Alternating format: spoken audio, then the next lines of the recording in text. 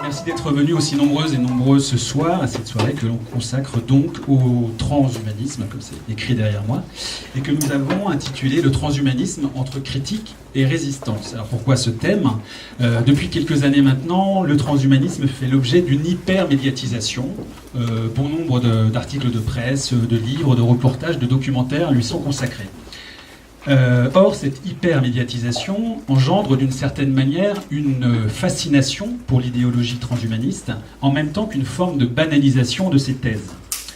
Dans ce contexte, il nous est apparu nécessaire de privilégier et de mettre en lumière une analyse critique, c'est-à-dire une analyse clinique, rationnelle et désintéressée, concernant les multiples enjeux sociopolitiques, économiques, technoscientifiques soulevés par le transhumanisme.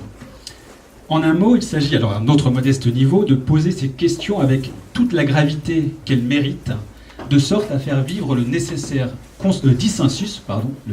dissensus, pas forcément consensus justement, dissensus au fondement, nous semble-t-il, des débats démocratiques d'intérêt général.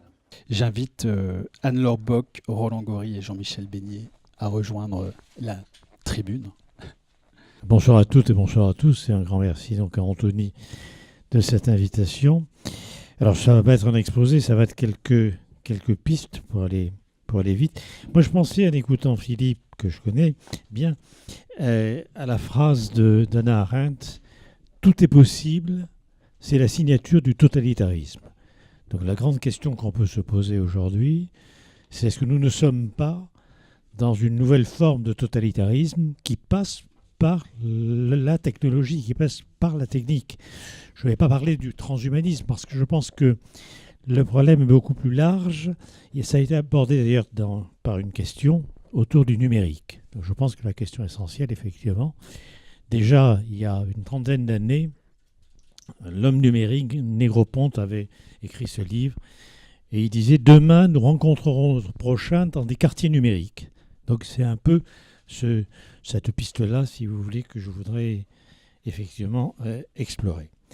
Je crois que ce qui est un peu fascinant aujourd'hui, c'est qu'on a quand même l'impression que la science réalise les promesses de la magie. Je veux dire, effectivement, on arrive à faire voir des aveugles, à faire entendre des sourds. On a beaucoup ri tout à l'heure avec l'histoire de l'homme de 50 ans, je ne sais pas comment il s'appelle, mais c'est déjà complètement en place. C'est-à-dire qu'effectivement, il existe, si vous voulez, des fourchettes, je ne sais pas comment ça s'appelle, Happy Fork, qui ralentissent le mouvement de ceux qui mangent trop vite ou qui mangent trop. Il y a une espèce de régulation par la machine. Or, c'est ce point-là qui est très important, parce que cette régulation par la machine, elle est à la fois une prescription à se comporter comme une machine. Je pense que Jean-Michel Beignet en parlera beaucoup mieux que moi.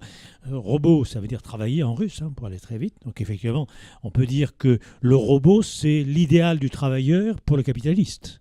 Donc effectivement, toute identification de l'humain au robot va dans le sens de cette logique productiviste, effectivement, essentiellement utilitariste et encore une fois, dans un déni complet de ce qu'est peut-être l'expérience sensible de l'humain.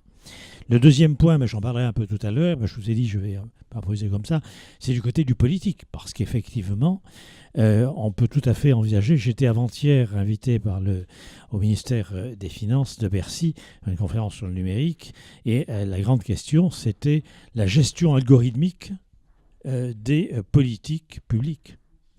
Donc on peut très bien envisager, n'est-ce pas, si vous voulez, ça nous a fait rire, cet homme de 50 ans, je ne sais pas comment il s'appelle, mais n'est-ce pas, en gros, il est tout à fait dans, si vous voulez, la philosophie d'un monde intelligent, d'une ville intelligente, d'un habitat intelligent, où les objets sont interconnectés et où effectivement l'homme est superflu.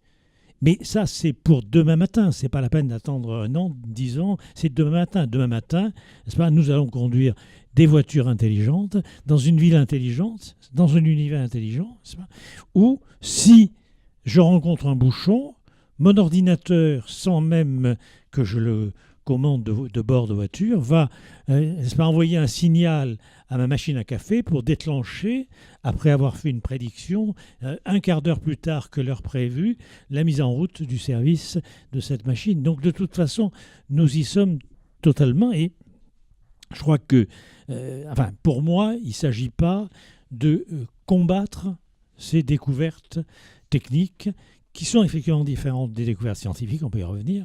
Il y a une phrase de Jacques Ellul que j'aime beaucoup, et Jacques Ellul, ses travaux et aussi cette phrase, quand il dit que l'asservissement ne vient pas de la technique, mais du sacré transféré à la technique. Or, nous sommes effectivement aujourd'hui dans une espèce de sacralisation de la technique où la bureaucratie trouve l'occasion de se renouveler pour ouvrir vers une post-démocratie. Parce qu'effectivement, on ne voit pas très bien comment demain, si vous voulez, la démocratie pourrait se poursuivre à partir du moment où la démocratie peut être considérée comme un gouvernement par la parole où la décision est indéterminée. C'est l'indétermination et en quelque sorte l'imprévu qui constitue, je dirais, l'ADN de la démocratie. Et c'est justement cette indétermination, allusion aux travaux de Claude Lefort notamment, c'est cette indétermination, c'est justement cet imprévu qui fait que nous avons à parler ensemble, à exprimer nos points de vue pluriels, contradictoires, pour pouvoir errer jusqu'à trouver une bonne solution pour la cité, bonne solution qui n'est pas inscrite dans les textes sacrés, qui n'est pas inscrite dans la tradition des ancêtres, mais qui a trouvé en quelque sorte un aval du débat. Donc si vous voulez, si nous sommes dans une gestion algorithmique des populations, qui peuvent effectivement prédire nos comportements, on va y revenir, mais du point de vue du psy, c'est un point important, puisque en gros, le sujet humain n'est plus que la somme de ses comportements passés, des traces de pas numériques qu'il laisse sur le net, que les big data vont pouvoir en quelque sorte traiter, capter d'abord par de multiples renifleurs, traiter pour ensuite sortir une espèce de profil statistique de distribution probabiliste. Et donc à partir de ce moment-là, on est dans une prédiction qui peut bien heureusement se tromper, mais il n'empêche, et on voit bien que cette manière de penser hante aujourd'hui. Philippe a fait allusion à l'éducation, qui est bien sûr, avec Jean-Michel Blanquer et son conseil scientifique de l'éducation, une catastrophe, bon ça nous le savons, mais c'est un autre problème, mais aussi la justice pénale, mais aussi, n'est-ce pas, si vous voulez, la psychiatrie. Par exemple, pour déterminer la dangerosité d'un patient ou le risque de récidive d'un délinquant, on ne va plus passer par un entretien clinique avec un psy, on va passer par des échelles actuarielles, c'est-à-dire, n'est-ce pas, on va déterminer à partir d'un certain nombre d'items le degré probabiliste de voir réapparaître un comportement que l'on trouve indésirable. Donc à partir de ce moment-là, ça veut dire quoi ? Profil à échelle actuarielle, ça veut dire que par conséquent, aujourd'hui, pour gérer le capital humain, j'emploie volontairement ces termes, pour gérer le capital humain, nous fonctionnons dans une rationalité assurantielle, c'est-à-dire dans une raison d'assureur, une manière de penser comme les assureurs, qui détermine des primes, n'est-ce pas, en fonction du risque encouru par un conducteur, eu égard aux comportements à risque qui ont été les siens dans le passé. Mais ce n'est pas simplement vrai, encore une fois, du bon ou du mauvais conducteur, puisque vous le savez, Generali, cette compagnie assurance italienne en 2016, a établi aussi une modulation des primes d'assurance en fonction d'un nombre de données qui définissent les profils que prend l'assureur lorsqu'il assure sur la vie ou il assure capital d'essai, etc., un individu. C'est-à-dire que si vous acceptez, en somme, de transmettre vos données numériques, eh bien, les big data permettent de recracher un profil de comportement qui établit ce que vous êtes. Donc, il y a là, si vous voulez, une perte de substance ontologique qui est considérable. Puisqu'en gros, vous n'êtes plus qu'un segment de population statistique et vous n'êtes plus qu'un ensemble probabiliste de comportement. Mais, encore une fois, ce n'est pas simplement un problème psy, ce n'est pas simplement un problème de déni de ce qu'est la réalité psychique ou de ce qu'est, si vous voulez, le sujet humain, c'est un problème politique. C'est un problème politique où on peut se demander en quelle mesure aujourd'hui, face au discrédit des régimes démocratiques, face, si vous voulez, à la crise de confiance des peuples, on ne va pas s'orienter vers ce type, si vous voulez, de gestion algorithmique des masses pour aller très vite, en leur proposant en échange d'un hédonisme de masse, puisque l'hédonisme, comme le montrait Hannah Arendt, est aussi, n'est-ce pas, un système de dépolitisation. Alors, juste peut-être une citation, j'aime bien les citations, j'ai encore le droit d'en faire quelques-unes, bientôt ça sera interdit parce qu'il faudra cocher, envoyer des PowerPoint, des trucs comme ça, j'ai horreur de ça d'ailleurs, je trouve que c'est complètement fou de demander aux gens d'écouter, de lire en même temps, ça produit un truc tout à fait schizophrénique, enfin, et puis je me demande bien pourquoi on parle si en même temps on projette le texte qu'on est en train de raconter, bon, passons. Donc, mais pour l'instant, donc, je vais emprunter la voie de la citation, et une citation que j'aime beaucoup, c'est celle de Georges Bernanos dans La France contre les robots, 1945, n'est-ce pas, où Bernanos dit « Le danger n'est pas dans les machines, sinon nous devrions faire ce rêve stupide de les détruire par la force, à la manière des iconoclastes qui se flattaient en brisant les images d'anéantir les croyances. » Et il ajoute « Le danger n'est pas dans les multiplications des machines, mais dans le nombre sans cesse croissant d'hommes habitués dès leur plus jeune enfance, à ne désirer que ce que la machine peut donner. » Et là, si vous voulez, est l'enjeu essentiel, c'est-à-dire que, vous vous souvenez, dans le discours sur la servitude volontaire de la Boétie, à un moment donné, il dit « Mais qu'en sera-t-il des jeunes populations qui sont nées sous le joug de la servitude, n'auront pas connu un autre temps, une autre époque avec plus de liberté, et pourront prendre par conséquent l'état de leur naissance comme un état naturel. » Donc, si vous voulez, le danger majeur politiquement est là, c'est-à-dire considérer, voyez, que si demain nous sommes dans un univers intelligent, dans une ville intelligente, dans un habitat intelligent, n'est-ce pas, où j'aime pas ouvrir, bien sûr, et c'est très, très facile, j'aime pas ouvrir la porte avec la poignée, puisque la reconnaissance faciale fait que la porte va immédiatement s'ouvrir devant moi. Bon, si nous sommes dans cet univers-là, il est en plus fun, light, drôle, tout ce que vous voulez, on peut tout à fait considérer que ce sera un état naturel. Et là, je crois que nous avons, encore une fois, à nous poser cette question. Alors, pour aller un peu plus rapidement, je crois qu'il faut partir, effectivement, je parlerai très peu du transhumanisme, je pourrais, mais je parlerai très peu, je crois qu'il faut partir du numérique. Je pense que cette numérisation du monde, elle est extrêmement importante. Le numérique, ce n'est pas une pure et simple révolution technique, c'est faux. C'est une révolution symbolique, au sens de Pierre Bourdieu. C'est-à-dire, c'est une conversion religieuse des croyances et des pratiques sociales. C'est ça qui est en jeu, n'est-ce pas ? Et l'homme tend à être ce qu'il mange, et aujourd'hui, ce qu'on lui donne à manger, c'est du numérique, c'est une langue numérique, c'est une grammaire numérique. Et donc, il tend à se transformer, n'est-ce pas, à l'image, en quelque sorte, de cette langue numérique, n'est-ce pas, qui l'intériorise. C'est-à-dire que ce n'est pas simplement des normes procédurales qui sont en quelque sorte prescrites, ce sont ce que Bourdieu appelait des habitus, c'est-à-dire une disposition à penser et à agir d'une certaine façon. Là, à mon avis, est le danger majeur, si nous ne prenons pas le temps tout simplement de ce que nous faisons ce soir, de nous parler, d'échanger, de discuter, du temps perdu. Vous vous souvenez aussi de cette phrase formidable de Lyotard, dans un univers où le succès de gagner du temps, penser n'a qu'un défaut mais incorrigible, d'en faire perdre. Effectivement, la technique, n'est-ce pas, ne nous fait pas perdre de temps. Effectivement, elle est du côté de l'efficacité, elle est du côté de l'utilité, elle est du côté de la production, elle est du côté de la performance. Elle ne nous fait pas perdre du temps, mais en même temps, elle nous économise d'avoir avancé. Et donc, il faut récupérer, et pour la démocratie, et pour le sujet humain, cette capacité de penser. Il faut voir un des points... il faudra me dire combien de temps il me reste, parce que moi, je commence à peine pour moi, là. 7 minutes. Bon, alors je vais faire très vite.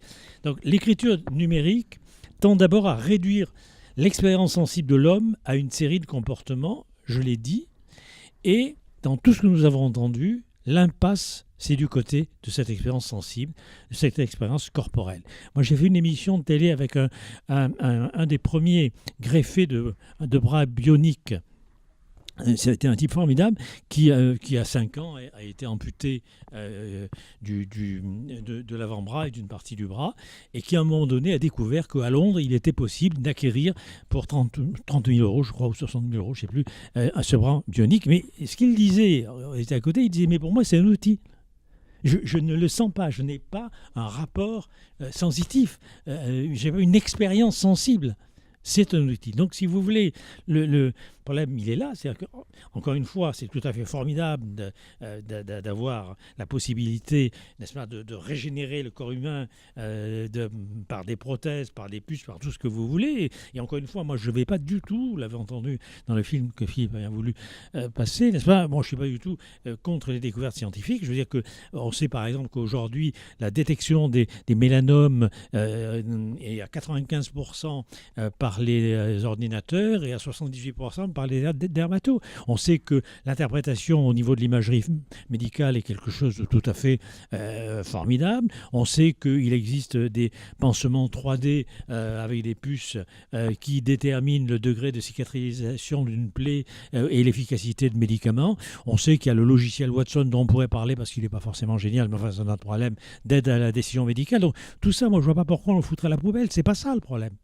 Le problème, c'est de pouvoir, en quelque sorte, immerger toutes ces découvertes dans un tissu qui reste fondamentalement humain, sensible, donc qui passe par la parole et qui, en même temps, prend en compte cette dimension politique de la démocratie. Sinon, on tombera dans la réalisation à tous les étages de Minority Report. Alors, pour aller très vite, dans les 5 minutes qui me restent, pour aller très vite, si on veut, si vous voulez, un peu entreapercevoir ce qu'il en serait d'une civilisation que j'appellerais technofasciste, pour aller très vite, n'ayons pas peur des mots, n'est-ce pas?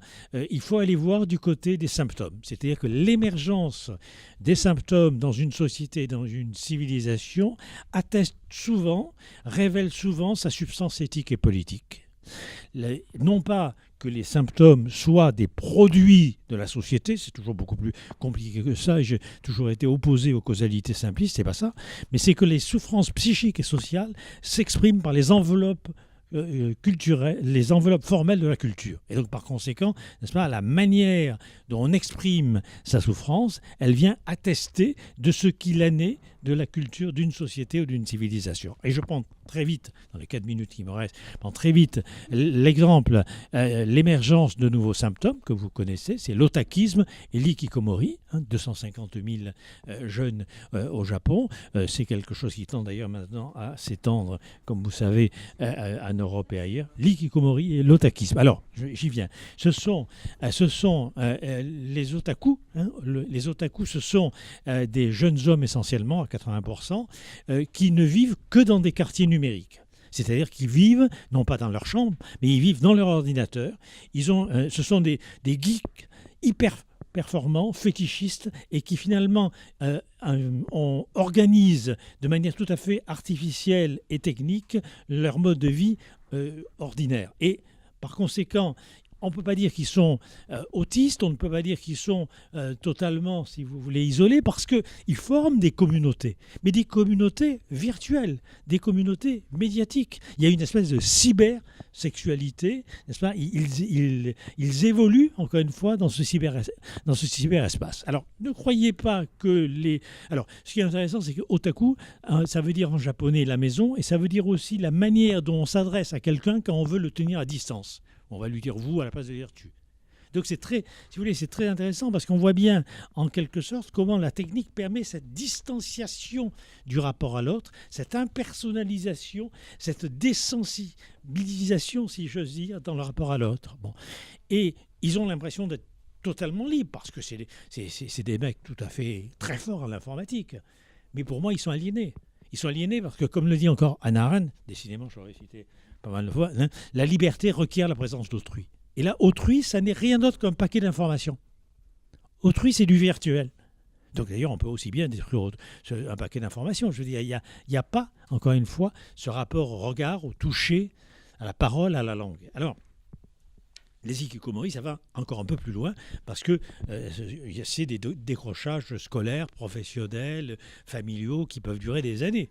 Il y a des gens, allez sur le net, vous verrez, c'est l'avantage du net, vous verrez des tas de témoignages en France de parents de jeunes atteints d'otakisme ou de jeunes hikikomori, et vous verrez, enfin, ils peuvent très bien, alors ils sont intelligents, ils ont souvent été très bons élèves, etc. Et puis à un moment donné, une humiliation sociale, une humiliation scolaire, quelque chose les a fait décrocher, et ils ont trouvé avec le numérique, je vais avancer pour Marc, ils ont trouvé avec le numérique, finalement, le fétiche qui leur permet de pallier à l'incertitude et à l'angoisse de l'existence. Et donc, vous voyez, c'est ça qui est important, c'est que nous avons, et moi c'est un peu là-dessus que je travaille, nous avons, si vous voulez, en quelque sorte, affaire à des gens qui sont des addicts. Ce sont des drogues du numérique, comme il y a des drogues technologiques. Et la drogue, comme vous le savez, n'est-ce pas, c'est ce que Freud appelait un priseur de soucis. C'est-à-dire, c'est ce qui permettait de se donner l'illusion de ne pas dépendre du monde extérieur, de ne pas dépendre de l'autre. Et nous sommes là dans un risque majeur de fabriquer des ermites de masse. Alors M. Blanquer va réussir parfaitement, n'est-ce pas, avec tous petits enfants, les IRM et compagnie, n'est-ce pas, à fabriquer des ermites de masse, n'est-ce pas, et une perte totale de la démocratie. Mais ça peut fonctionner très bien, ça peut être très efficace. Mais où sera, n'est-ce pas, on tombera dans ce que Gunther Anders appelait l'obsolescence de l'homme, dans quelque chose où l'humain est superflu. On n'aura plus besoin de peuple, on parlera de population. Et regardez d'ailleurs au niveau fréquentiel la manière dont on va plus parler de... alors, je finis, c'est ça, hein, d'accord. Bon, mais je vais finir, il n'y a pas de problème. La cybernétique, il ne faut pas l'oublier, est un mot inventé par Ampère pour désigner l'art de piloter, l'art de gouverner. Ensuite, la cybernétique, comme vous le savez, est devenue un système de contrôle et d'autorégulation de l'information. À partir de 1948, avec Norbert Wiener, ça redevient une manière de gouverner. Avec, chez Norbert Wiener, qui avait un peu de génie, n'est-ce pas, cette crainte que nous transformions alors la société, disait-il, en société animale, en société de fourmis. Je termine avec Camus. Ce n'est pas simplement un problème de méthode, ce n'est pas simplement un problème de technique, et encore moins de science. Je suis d'accord avec vous, j'ai trop d'admiration pour la science et les scientifiques, Catherine le sait, n'est-ce pas, pour finalement les critiquer. Ce n'est pas de ça dont il s'agit. Il s'agit en quelque sorte de ce qui n'est pas la science, qui est l'obscurantisme de la science, c'est-à-dire le scientisme, et la création d'une nouvelle religion qui s'accouple parfaitement à la religion du marché. Ça, on le voit tout à fait. Et donc, nous avons à réfléchir, je termine avec Camus. Camus disait « Il y a toujours des métaphysiques derrière les méthodes ». Eh bien, je crois qu'il y a une métaphysique derrière cette question et ces questions posées par la technique aujourd'hui et son utilisation. Merci.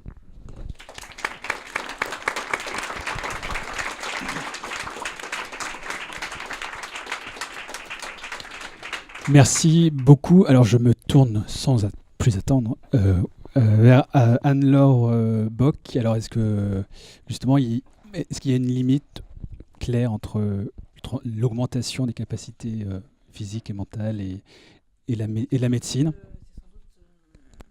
Quelque chose dont on va devoir parler, pour lequel j'aurais peut-être peut-être pas réponse, mais un avis en tant que praticien de la médecine et neurochirurgien.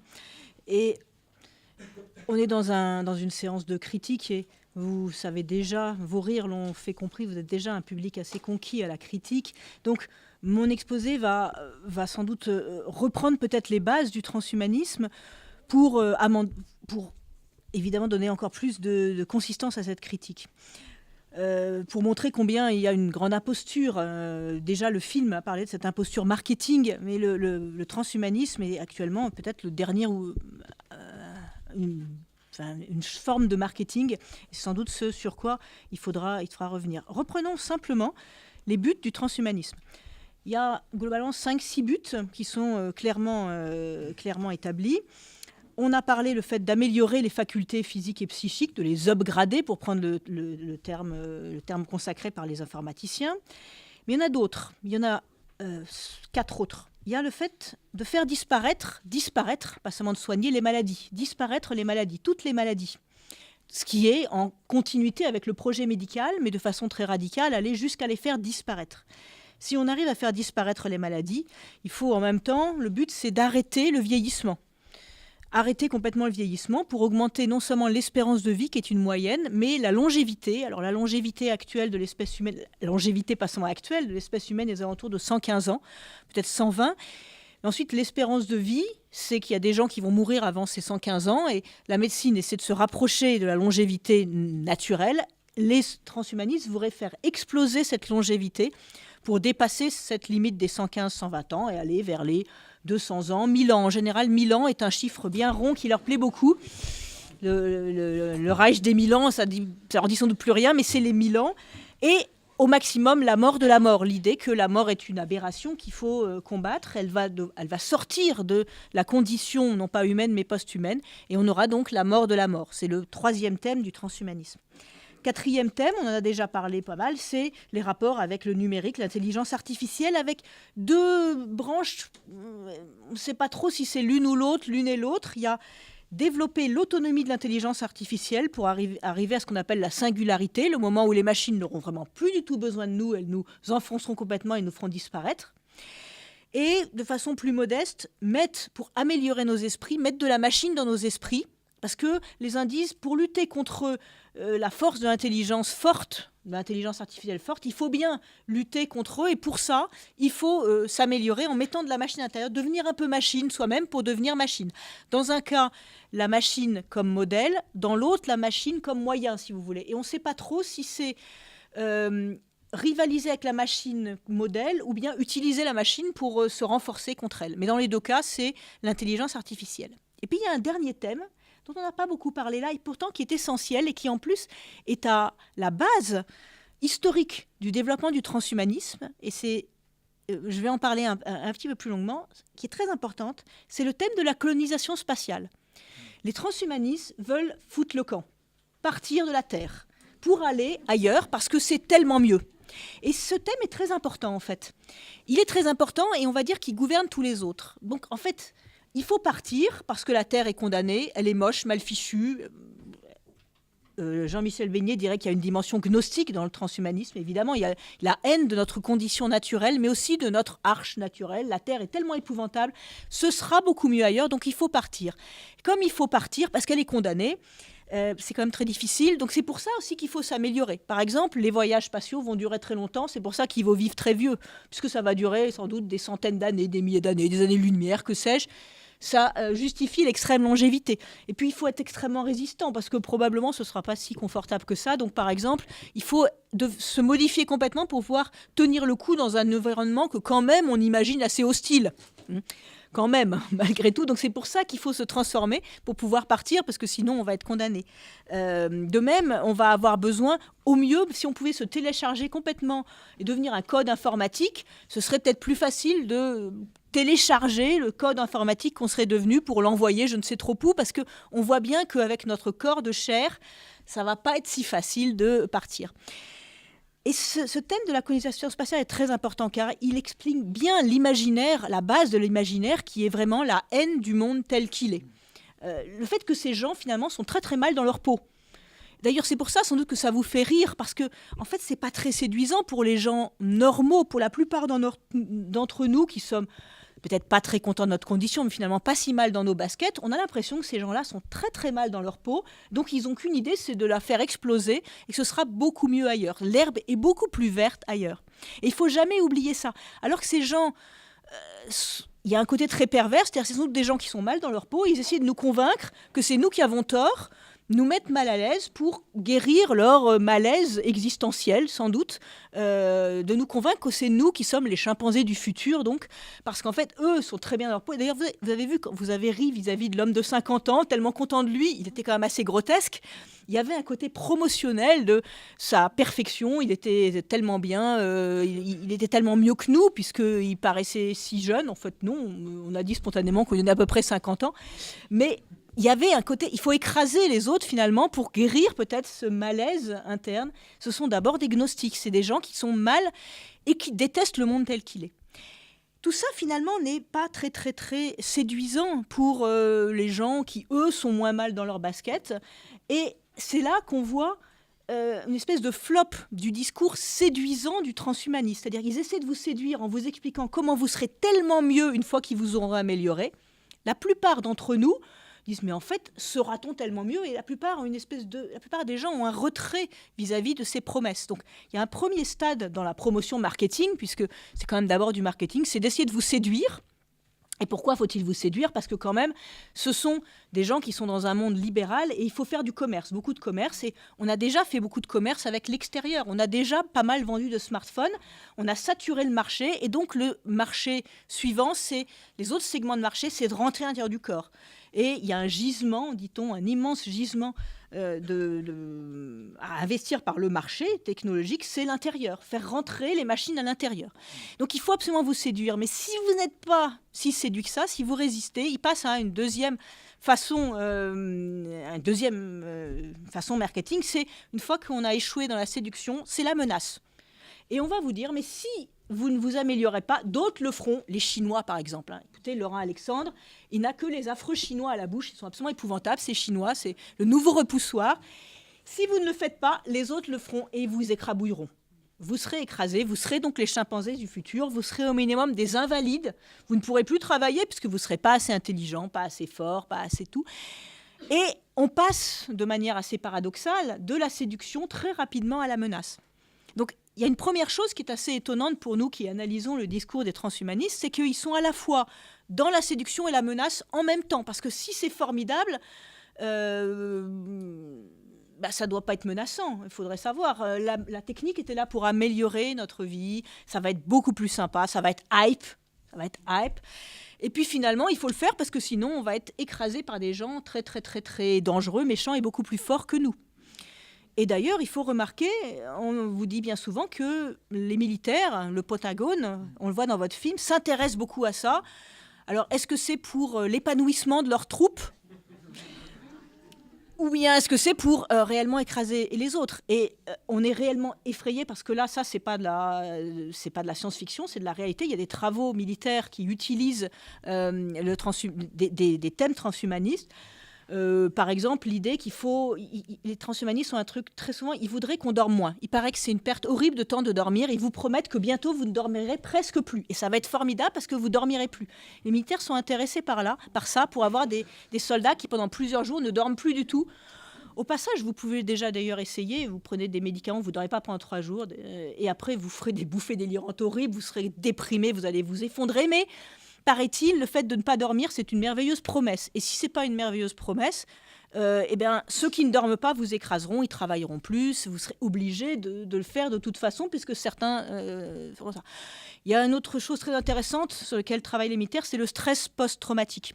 Très, très intéressant, le stress post-traumatique, parce que les militaires qui reviennent de terrains d'opération où ils ont été soumis, ils ont vu d'horribles choses, et peut-être ils les ont commises, sont mal, très mal, et il faut les aider à être mieux.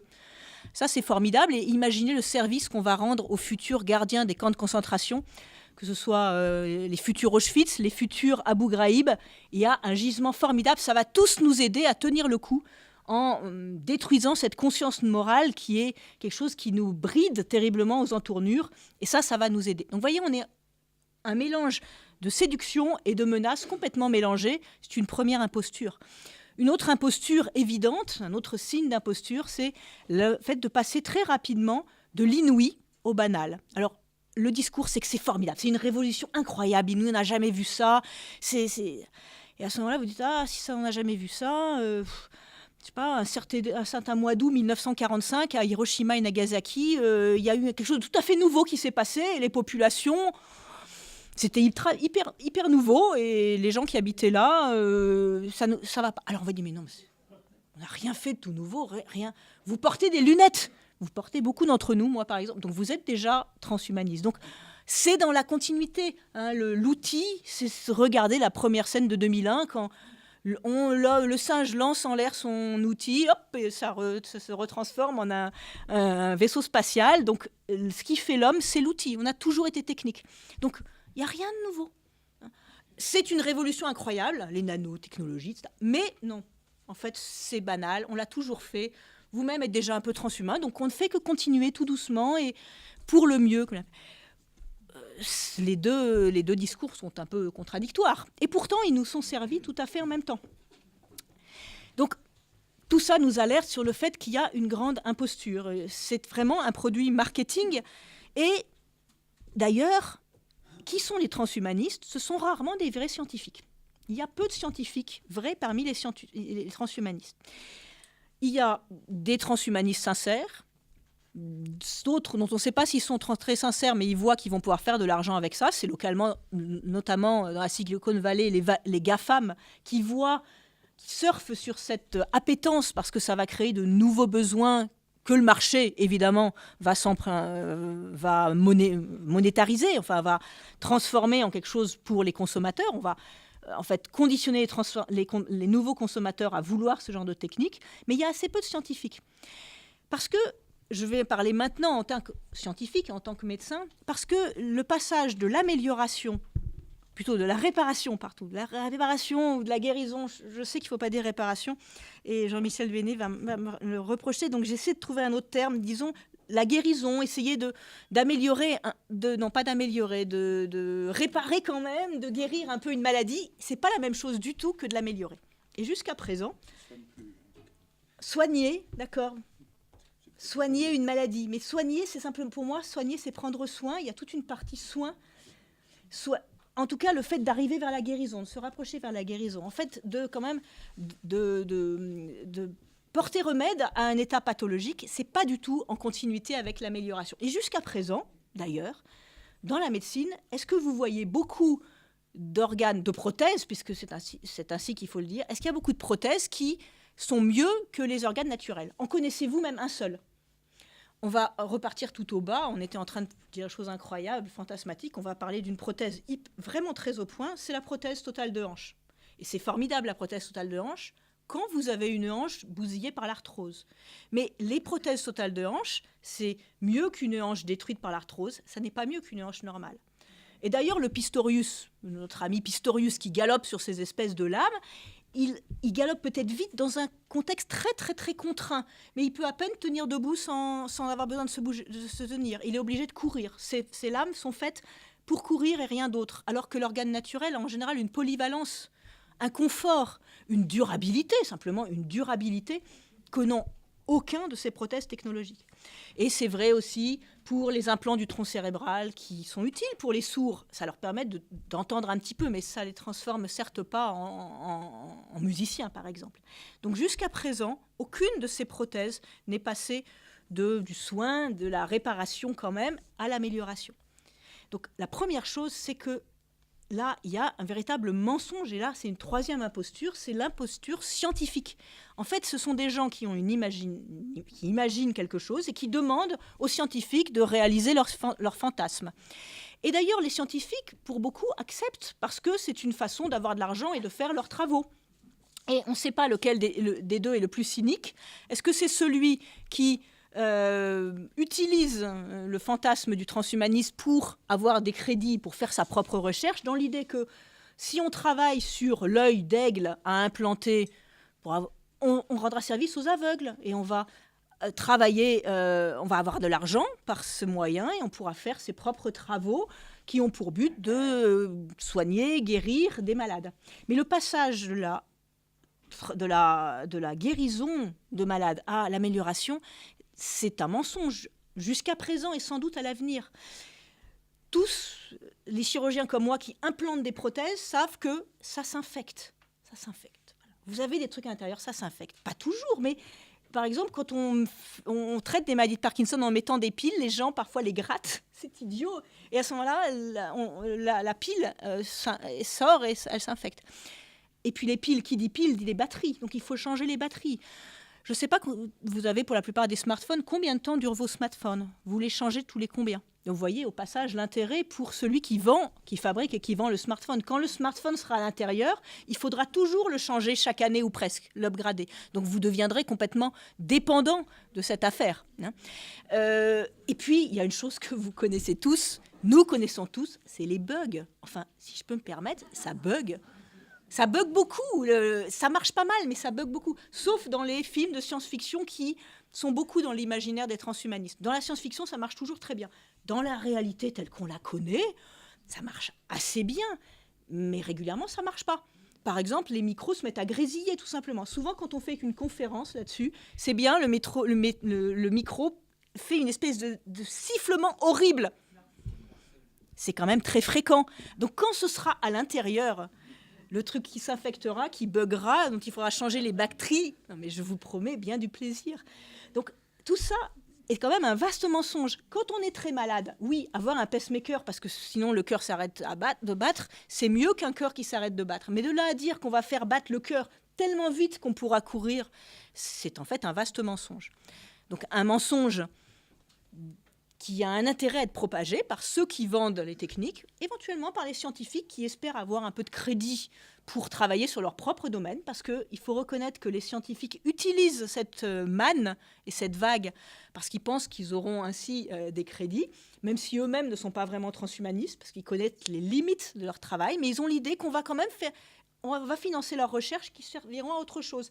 Et d'ailleurs, il n'est pas impossible que dans les majors de la Silicon Valley, dans les industriels, eux-mêmes ne sont pas vraiment transhumanistes. Mais ils ont l'idée qu'en faisant travailler des équipes sur ces sujets, on trouvera des choses. On n'a plus le droit aujourd'hui de faire de la science fondamentale. La science fondamentale, la recherche fondamentale, c'est un gaspillage éhonté des ressources publiques. Donc il faut faire de la recherche toujours dans une direction. Celle-là est à la mode. Il va en sortir quelque chose. Il est toujours sorti de la science des avancées qui seront utilisables. De là à dire qu'on va devenir un post-humain hyper puissant, on ne mourra pas. Par contre, on aura peut-être ravagé la Terre avant. Et là, je vais boucler avec mon histoire de colonisation spatiale. Le problème de tout ça, c'est que c'est assez terrifiant parce que ce n'est pas seulement un fantasme. C'est un fantasme, mais c'est un fantasme qui pourrait être un peu autoréalisant. C'est-à-dire que ce sont des recherches qui consomment tellement d'énergie, tellement de matériaux, vous l'avez dit vous-même, les matériaux, etc. L'énergie, simplement, l'électricité. Que effectivement ça détruit, ça abîme beaucoup la Terre, ce qui fait que peut-être on va être obligé, peut-être pas de la quitter, mais de se transformer pour vivre dans un environnement qui sera devenir invivable. Et finalement, le plus effrayant dans cette affaire-là n'est sans doute pas la réalisation de toutes ces histoires mensongères, mais que ça fait advenir un monde qui va réellement être invivable pour les hommes naturels. Un monde complètement pollué, un monde où l'entreprise mettra une pression terrible sur les gens. Elles seront obligées de, non pas s'améliorer vraiment, mais d'avoir des prothèses techniques pour travailler encore plus. Encore une fois, l'affaire des militaires est très effrayante parce que si on est considéré comme devant s'améliorer, comme un soldat doit s'améliorer, vous voyez l'épanouissement que ça peut être. Donc la crainte, c'est que le ravage du monde causé par ce genre de recherche rendre nécessaire, pas une amélioration, mais ce ne sera plus du transhumanisme hédoniste, de confort, mais de survie. Et effectivement, la crainte, c'est qu'on soit obligé non plus de s'améliorer, mais de s'adapter toujours plus à un monde qui sera devenu de moins en moins accueillant à l'homme naturel, banal qu'on est tous. Donc voilà ma conclusion sur l'imposture transhumaniste, la triple imposture. L'imposture... est-ce que c'est confortable, mais est-ce que c'est obligatoire? L'imposture, est-ce que c'est inouï ou est-ce que c'est banal? Et surtout l'imposture scientifique qui cependant pourrait devenir une espèce de nécessité pour tenir le coup dans un monde qu'ils auront rendu invivable.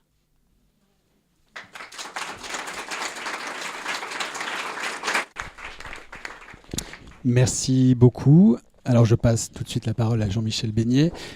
J'ai envie de vous poser une question, mais c'est un lancement comme un autre. Vous y répondez ou pas? Alors, est-ce que le plus grand danger est d'être remplacé par des robots ou que les êtres humains deviennent eux-mêmes des robots?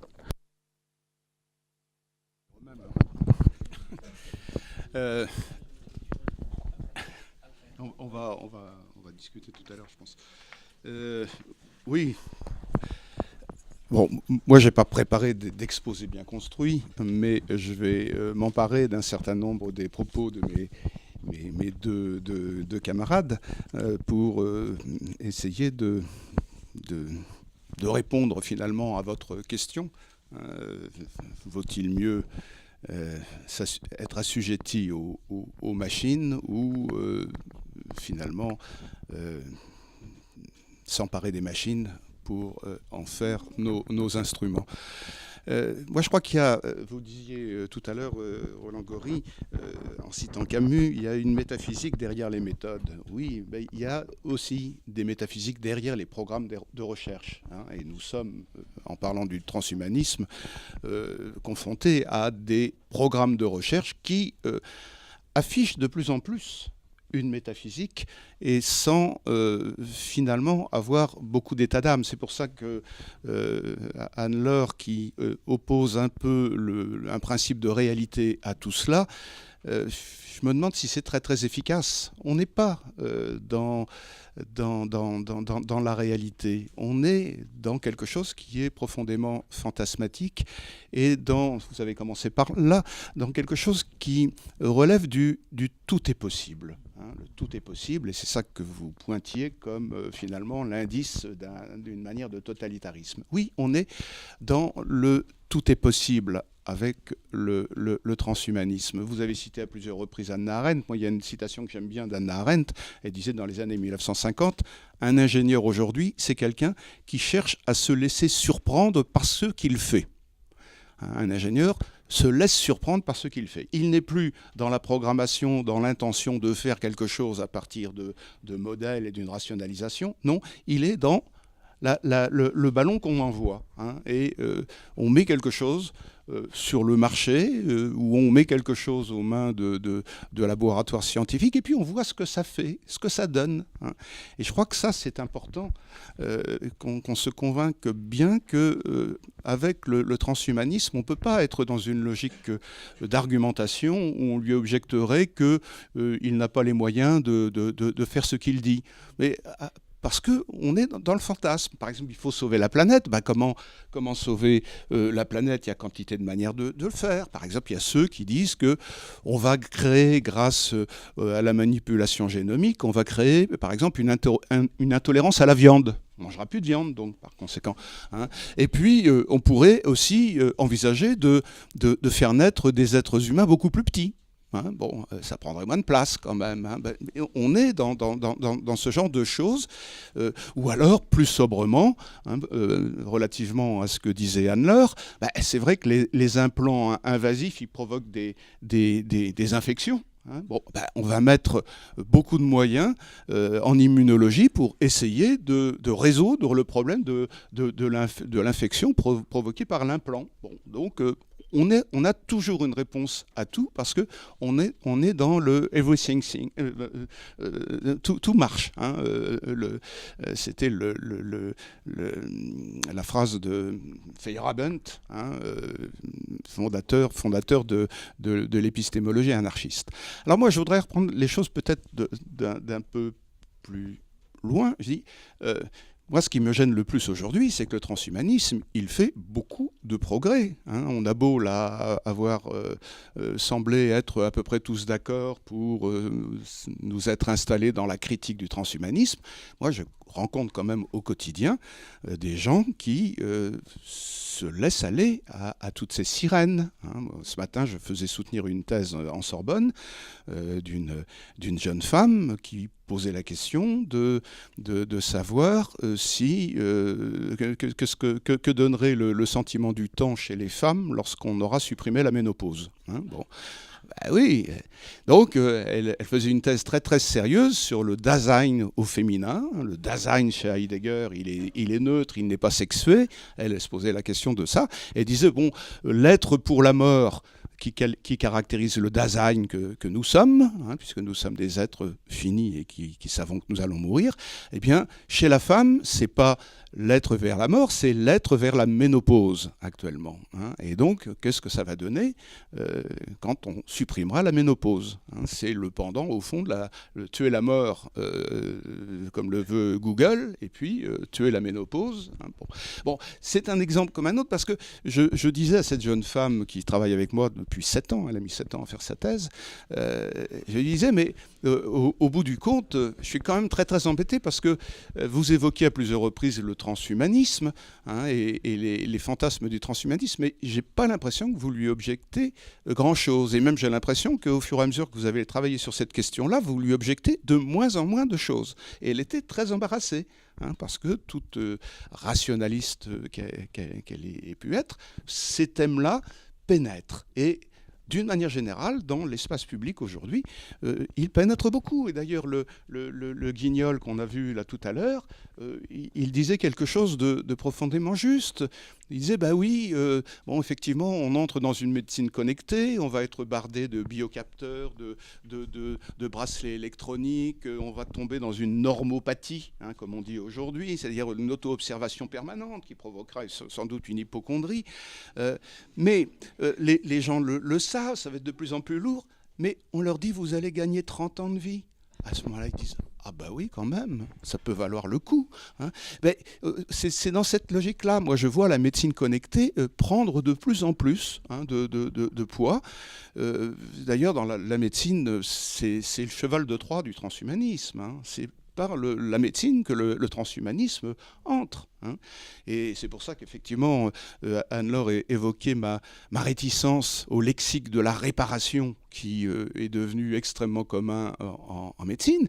Mais c'est vrai que ce n'est pas la même chose que de dire qu'on soigne quelqu'un et qu'on le répare. Hein. Le réparer, c'est le considérer effectivement comme une mécanique, comme une machine. Hein, on va lui changer des pièces, on va modifier son programme, etc. etc. Ben, quand même, le médecin lambda, il accepte maintenant complètement de considérer qu'il est dans une logique de réparation. Quand on dit qu'on va soigner un malade, on suppose que sa maladie est pour une part, évidemment, une panne physiologique, mais qu'elle a en lui des échos qui font qu'il n'est plus le même être au monde, il n'est plus le même être relationnel, il n'est plus le même être social. Et le soigner, hein, c'est prendre tout ça en charge. Aujourd'hui, vous savez où on parle de soins, médecine, ben, c'est les soins palliatifs. Quand on ne peut plus vous réparer, votre cancer est absolument irréparable, hein, on vous emmène dans un endroit où on vous dit, là, on ne va plus s'occuper de votre maladie, on va s'occuper de vous. On va vous soigner. Donc le soin, c'est aujourd'hui, le lexique du soin, c'est l'incurable, l'impossible, l'irréparable. C'est une parenthèse, hein, mais parce que ça va rejoindre ce que j'ai envie de dire maintenant. Au fond, c'est Anne-Laure qui disait, et décidément je suis content de passer le dernier parce que j'ai plein de matière. Vous disiez en évoquant 2001 Odyssée de l'espace, hein, ce qui fait l'homme c'est l'outil. Hein, ce qui fait l'homme c'est l'outil, et au début de 2001 Odyssée de l'espace, donc on a affaire à l'homme préhistorique pour aller vite, hein, qui est déjà celui qui va être hominisé grâce à l'outil. Hein. Et les paléoanthropologues l'ont toujours dit, mais ils ne disent pas exactement ça, les paléoanthropologues. Ils disent que l'hominisation, hein, c'est le produit de deux choses, l'outil et la parole. L'outil et la parole. Hein. Notre histoire humaine, elle est scandée par cette coévolution. Les outils qui exigent souvent des sociétés qui débattent, hein, et des sociétés qui déterminent d'autres besoins, qui vont relancer les outils. Et c'est ça. On a toujours fonctionné là-dessus. Et aujourd'hui, ce qui se passe, c'est qu'on écrase le langage. On écrase le langage. Il n'existe plus que comme quelque chose de parasitaire. Le transhumanisme, c'est aussi cela. C'est l'affirmation selon laquelle le langage, c'est le mal dans l'humanité. Kevin Warwick le dit, Natacha Vitamor le dit, enfin, le langage, c'est le mal. Le langage, c'est ce qui nous permet de dire ce qui n'est pas, de mentir, d'engager des... Et le rêve, par exemple, de Kevin Warwick, hein, c'est de réaliser une télépathie généralisée. Développons non seulement de l'interface cerveau-machine, mais de l'interface cerveau-cerveau. Hein. Le jour où mes circuits synaptiques se traduiront en ondes électromagnétiques et iront dans votre cerveau, madame, et rencontreront d'autres circuits synaptiques, alors là, on pourra communiquer. Je ne suis pas sûr qu'on dialoguera, qu'on échangera, ça ne sera pas la conversation à la Proust, mais voilà, on sera dans une optique d'une société efficace, transparente, etc. C'est une autre des modalités de l'humain augmenté, hein, que de le débarrasser de son langage, hein, pour en faire un être de signal, hein, des signaux. Ça me paraît extrêmement important. Ce que je veux dire par là, c'est que La technologie aujourd'hui, et le transhumanisme le révèle bien, elle évacue quelque chose d'absolument fondamental dans l'humain, qui est le symbolique. Nous sommes des êtres symboliques parce que nous avons un langage qui effectivement nous permet de mentir, qui nous permet de dire ce qui n'est pas, ce qui sera, ce qui a été, etc. Nous évoluons sur une temporalité déployée grâce au langage. Et puis nous avons une intelligence, nous, êtres de symboles, nous avons une intelligence qui nous permet de résister aux automatismes, aux instincts. Nous élevons des enfants pour que précisément l'intelligence chez eux prévale sur les instincts. Donc, quand on parle de l'intelligence artificielle comme on en parle aujourd'hui, on oublie complètement que notre intelligence, c'est ceux qui refusent les automatismes. Ils les refusent. Et puis, nous sommes des êtres de symboles parce que nous sommes des êtres capables de gratuité, de faire des choses qui ne servent à rien. Donc, nous pouvons nous désengager par rapport aux impératifs utilitaires qui prévalent aujourd'hui et qui nous étouffent. Donc, c'est ça qui me paraît vraiment capital de dire, c'est que le danger du transhumanisme, c'est qu'il nous coupe la parole et qu'il ambitionne finalement de nous débarrasser de ce qu'il y a en nous de plus humain. D'où simplement le fait qu'il veuille miser chez nous sur ce qu'il y a de plus élémentaire. Et ce qu'il y a de plus élémentaire, c'est le désir de survie. Le désir de survie. Et quand le transhumanisme vous dit qu'il va tuer la mort, il prétend qu'il touche là l'aspiration suprême en nous. Nous sommes censés être des hommes et des femmes qui refusons de mourir. Et donc, à partir de là, on comprend plein de choses. On comprend effectivement le privilège qu'ont les annonces hype en faveur de la longévité. L'homme ou la femme qui vivra parmi nous, qui est déjà parmi nous, qui vivra 1000 ans, est déjà parmi nous, etc., etc. Bon, tout cela, on le comprend bien, mais on comprend aussi, et je reviens au film, je disais le Guignol, c'est pas gentil, mais j'ai oublié son nom. Il disait, oui, vous verrez tous ces gens avec toutes ces technologies, etc., ils vont les vouloir, ces technologies, parce qu'ils veulent vivre un peu plus longtemps. Ils veulent... Bon, donc c'est ça l'évacuation du symbolique, et c'est ça le plus dangereux. C'est ça qui va nous conduire à nous laisser de plus en plus animaliser ou machiniser. Vous comprenez bien que c'est la même chose. Animaliser, machiniser, c'est nous réduire à n'être que des métabolismes dont on cherche à pérenniser le fonctionnement. Et c'est ça. Et nous acceptons cela. Globalement, nous acceptons cela parce que nous sommes très largement désubstantialisés aujourd'hui. Alors la performance dont Roland Gori a magnifiquement parlé, cette performance, le film de Philippe Borel était aussi intéressant là-dessus. Le commentaire de mon collègue philosophe évoquait la perfectibilité.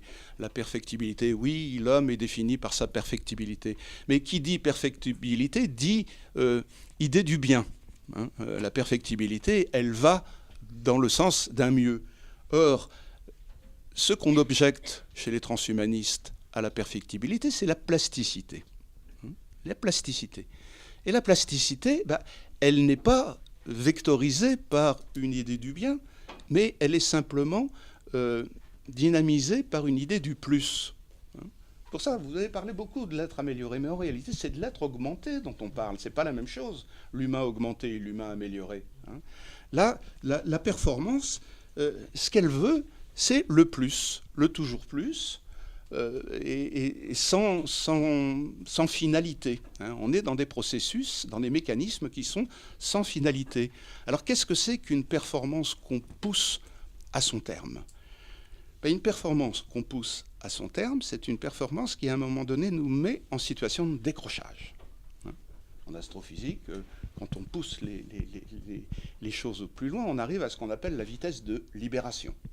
La vitesse de libération, c'est au moment où on est dégagé de l'atmosphère et de la pesanteur.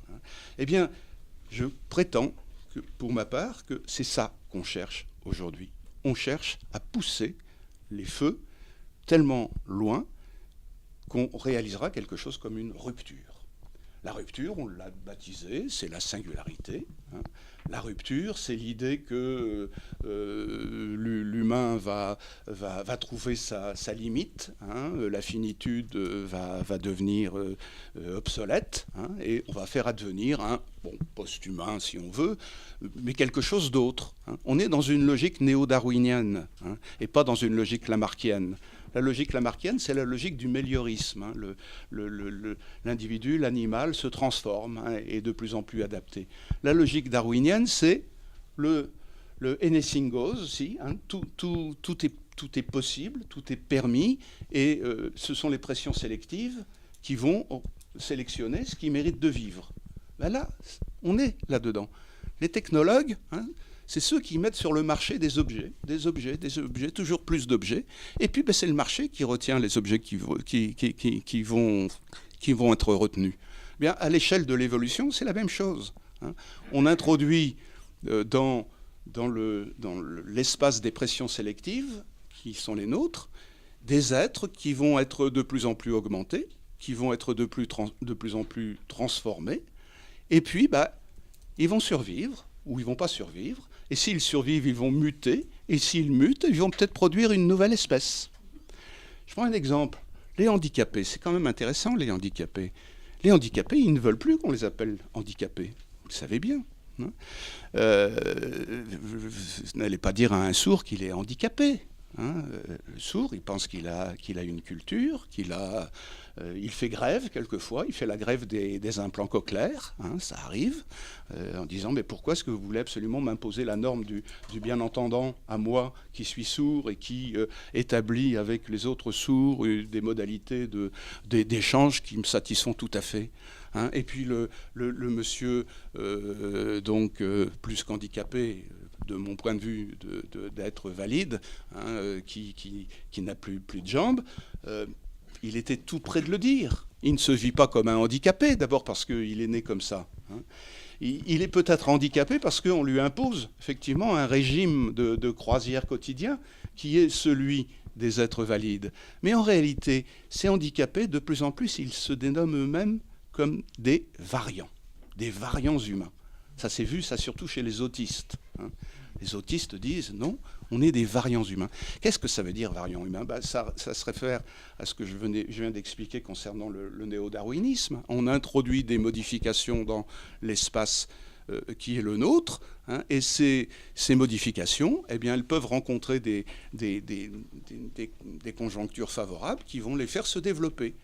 Eh bien, le handicapé, il peut très bien aujourd'hui dire qu'il prélude à l'humanité à venir, voire à l'espèce à venir, hein, parce qu'il a ce que Canguilhem appelait une normativité propre. Et la normativité chez Canguilhem, c'est le fait que tous les organismes ont une vertu extraordinaire. La vertu des organismes, c'est qu'ils sont capables de s'inventer à eux-mêmes leurs normes de fonctionnement. Hein. Un cul-de-jatte, il faut que j'arrête presque. Bon. Un cul-de-jatte qui est capable de découvrir par lui-même les gestes qui vont lui permettre d'évoluer dans son environnement, il fait preuve de normativité. Hein.